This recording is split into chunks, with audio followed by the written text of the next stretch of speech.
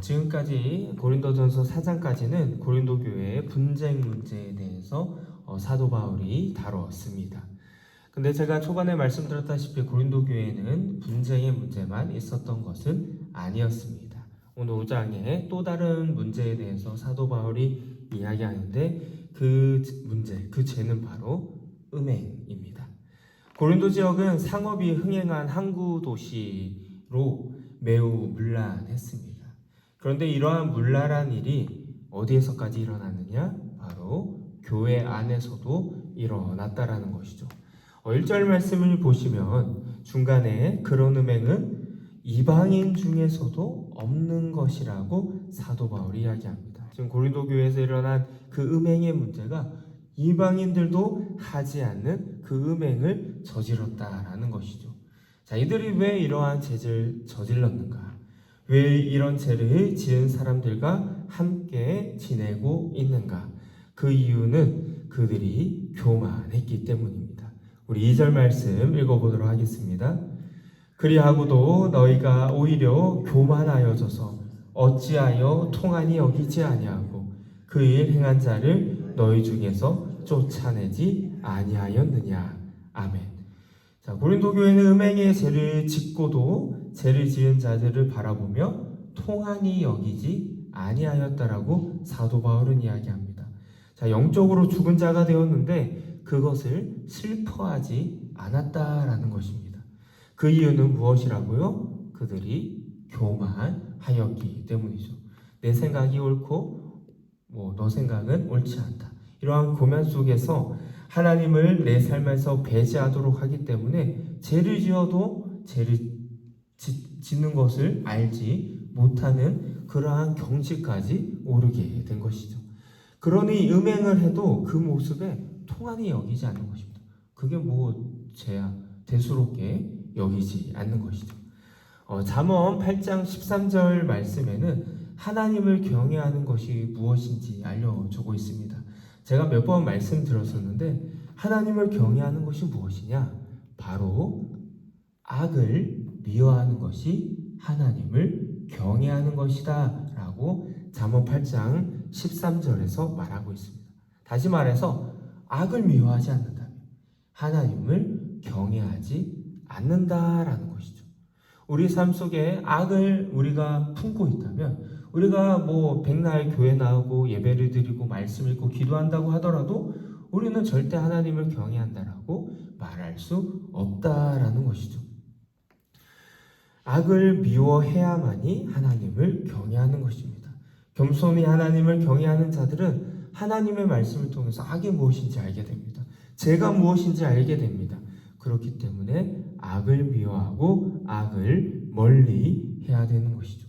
그러나 오늘 말씀처럼 교만한 사람들은 악이 악인지 모르고 죄가 죄인 줄 모른다라는 것입니다. 자, 고린도 교회가 바로 그러한 상태에 있었던 것이죠. 교만해서 죄를 짓고도 그들을 통한이 여기지 않고 뻔뻔하게 살아가고 같이 살아가고 있는 것입니다. 자, 사도 바울은 이 소식을 듣고 가만히 있을 수 없었기 때문에 고린도전서라는 이 편지를 써서 고린도 교회에게 보낸 것이죠. 그러면서 이들에게 이야기한 것이 너희들 중에 그런 음행을 저지른 자들이 있다면 너희들이 꼭 그들을 치리해야 된다라는 것입니다. 사도 바울은 오늘 말씀에서 치리를 해야 되는 이유를 크게 두 가지로 이야기하고 있습니다.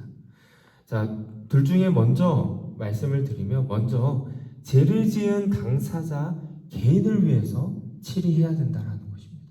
죄를 지은 자가 있잖아요. 음행을 저지른 자가 있는데 지금 사도 바울은 이 사람을 치려야 되는데 이제 쫓아내라, 출교를 해야 된다라고 이야기를 하고 있습니다. 그런데 왜 치료를 해야 되냐? 치료를 통해 그 죄 지은 사람이 회개하고 구원을 얻을 수 있기 때문입니다. 그러한 기회를 받을 수 있기 때문에 치리해야 된다라고 이야기하는 것이죠. 우리 5절 말씀을 읽어보도록 하겠습니다. 이런 자를 사탄에게 내주었으니 이는 육신은 멸하고 영은 주 예수의 날에 구원을 받게 하려 함이라. 아멘. 자, 죄를 지은 육신은 멸하지만 영은 주 예수의 날에 구원을 받게 하려 하기 때문에 그들을 꼭 치리해서 그들이 다시 예수께로 돌아올 수 있도록 해야 된다라는 것이죠. 그런데 만일 죄를 범하고도 교회가 그 죄에 대해서 아무 치료를 하지 않고 징계 조치를 하지 않는다면 그 사람은 계속해서 그 죄 속에 거할 수밖에 없고 결국 멸망의 길로 갈 수밖에 없다라는 것입니다. 그러므로 해결할 수 있는 기회를 제공해야 된다는 것이죠. 그들이 죄를 지어 그 죄에 대한 대가를 치르지만 회개해서 다시 하나님께로 되돌아올 수 있도록 하는 것이 바로 이 치리의 목적이라는 것입니다. 그래서 오늘날에 교회 안에도 치리라는 제도가 있습니다.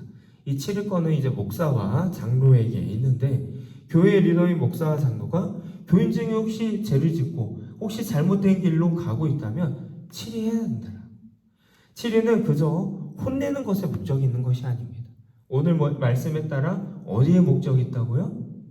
다시 되돌아올 수 있도록 다시 회개하고 죄를 깨우쳐 그 죄 안에 거하지 않고 그 죄를 더 이상 저지르지 않고 하나님 앞에 되돌아올 수 있도록 하는 것에 목적이 있다라는 것입니다.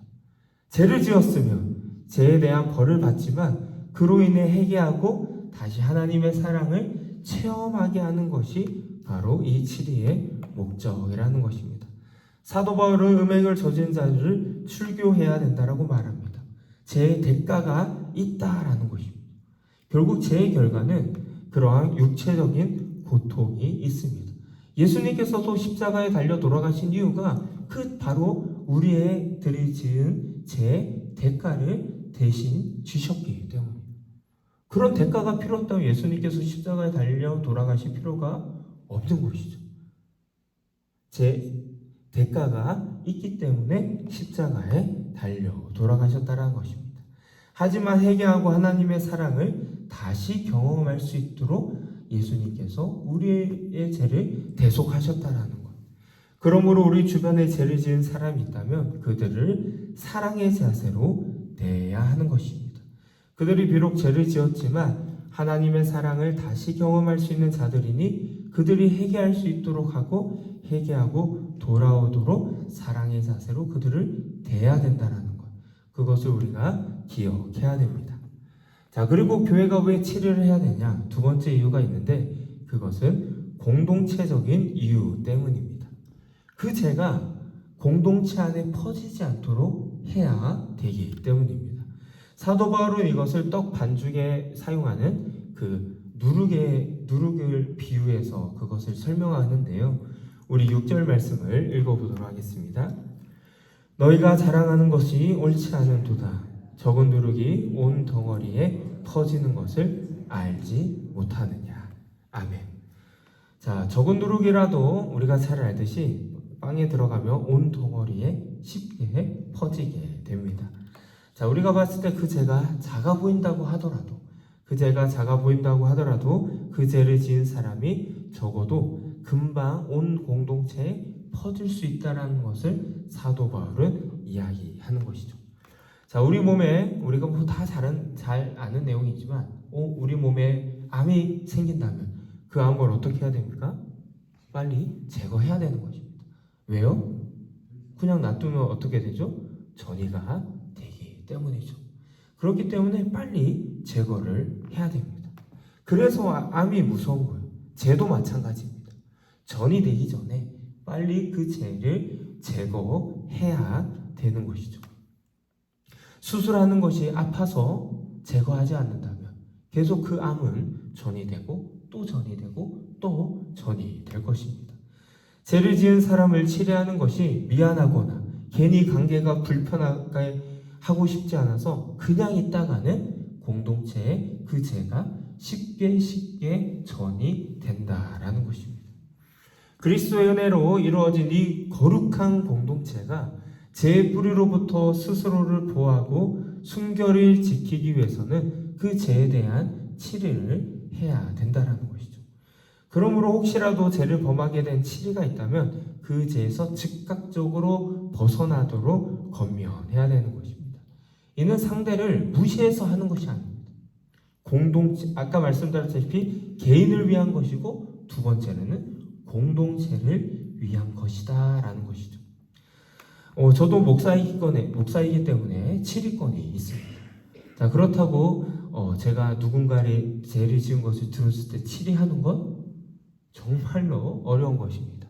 자, 왜냐하면 괜히 제가 치리했다가 그 사람과의 관계가 껄끄러워질 수 있기 때문입니다. 그렇지 않겠습니까? 그 죄를 지은 것을 온전히 받아들일 수 있는 사람이라면 할 수 있겠지만 그렇지 않는 사람들을 내가 한다라고 하면 그 관계가 껄끄러워질 수 있기 때문에 사실 치리한다라는 건 정말 어렵습니다. 하더라도 최대한 조심을 해서 해야 되는 것이죠. 그러나 성경은 해야 된다라고 이야기합니다. 오늘 말씀뿐만 아니라 많은 선지자들이 말씀을 보면 하나님의 말씀을 그대로 대언했단 말이에요. 사람들이 듣기 싫어하는 말이라도 그대로 온전히 전했다라는 것입니다. 왜요? 필요하기 때문에. 하나님의 말씀이기 때문에 했다라는 것이죠. 그렇지 않으면 아까 말씀드렸다시피 그 개인, 그 사람뿐만 아니라 공동체까지도 위험해질 수 있기 때문이죠. 하나님께 지혜를 구하고 담대하게 해야 되는 것입니다. 죄를 지는 그 사람을 위해서 그리고 공동체를 위해서 우리는 치리를 해야 되는 것이죠. 이 치리라는 단어가 정말 무겁게 느껴지고 정말 어려운 단어처럼 느껴지지만 하나님께서는 이 치리를 통하여 그 사랑의 마음으로 대할 수 있도록 오늘 말씀도 하셨으니 그 사랑의 마음으로 치리를 하고 또 치리를 당하는 사람이 있다면 그 사람은 정말 순수하게 또 그것을 하나님의 말씀으로 받아들이고 회개하고 되돌아와야 하는 것입니다. 자, 그래서 우리가 치료를 할 때는 항상 조심해야 할 것이 있습니다. 이 치료를 통해서 우리가 우리의 의가 드러나서는 안 됩니다. 주님의 말씀을 기초로 해서 해야 된다라는 것. 그래서 사도 바울은 오늘 말씀 4절에서 이와 같이 이야기합니다. 우리 4절 말씀 읽어보도록 하겠습니다. 주 예수의 이름으로 너희가 내 영과 함께 모여서 우리 주 예수의 능력으로. 아멘. 주님의 능력으로 해야 된다는 것. 주님의 이름으로 해야 된다는 것을 사도 바울은 다시 한번 이야기하고 있습니다. 너희가 내 영과 함께 모여서 나의 능력으로, 우리의 능력으로, 우리의 생각으로 하는 것이 아니라 주님의 이름으로, 주님의 능력으로. 그리고 5절에서 이러한 자를 사탄에게 내주지 말고 오직 예수의 날에 구원을 받게 해야 된다라는 것을 이야기하고 있습니다. 당시 사도 바울이 고린도 교회에 있었던 것은 아니었습니다. 고린도 교회에 있지 아니하였지만 너희들이 내 영과 함께 모여서 우리가 함께 있는 것과 같이 한 마음 한 뜻이 되어서 주 예수의 능력으로 나아가야 한다라고 이야기하고 있습니다. 이것이 중요한 것이죠. 그래서 우리 프랑기 교회도 주 예수의 이름으로, 주 예수의 능력으로 한 마음 한 뜻이 되어야 한다라는 것입니다. 우리 프랑기 교회가 한 마음 한 뜻이 되어야 됩니다. 우리의 누구의 생각으로 한 마음 한 뜻이 되는 것이 아니라 오직 하나님의 뜻과 하나님의 능력과 하나님의 이름으로. 그리고 우리 교회에 혹시 죄를 지은 사람이 있다면 사랑의 마음으로, 주님의 능력으로, 주님의 마음으로 그 사람이 다시 되돌아올 수 있도록 해야 된다. 그리고 그것이 바로 그 개인을 위한 것이고 우리 공동체를 위한 것이다. 사도 바울은 고린도 교회에서 지은 죄들을 그렇게 이야기하고 있습니다. 우리가 그렇게 할 수 있도록 우리 프랑기 교회가 그래서 더욱더 하나가 될 수 있는 교회가 되길 주님의 이름으로 축복합니다. 우리 다 함께